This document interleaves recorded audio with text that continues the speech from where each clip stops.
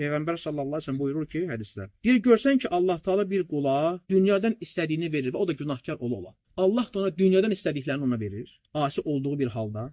Bu bir istidracidir. Allahın zikrini unudur, onlara zikr olunan, xatırlanan ayələri, əhkamları unudurlar, şəriəti, dini unudurlar. Və deyir, buna fərəhləndikləri bir zamanda Allah qəflətən onları yaxaladı. Yəni əzabla. Bu istidracdır. Yəni insan tədricən, yavaş-yavaş əzaba, müsibətə yaxınlaşır. Allah ona tövbə etməyi unutdurur.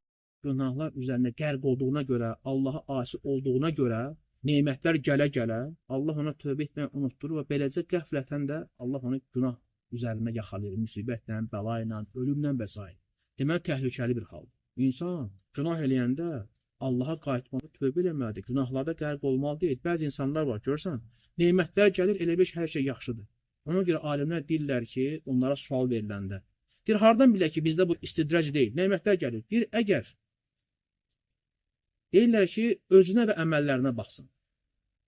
Əgər bu nemətlər gələ-gələ, bu itaat üzərindədirsə, deyir, bu xeyirdir.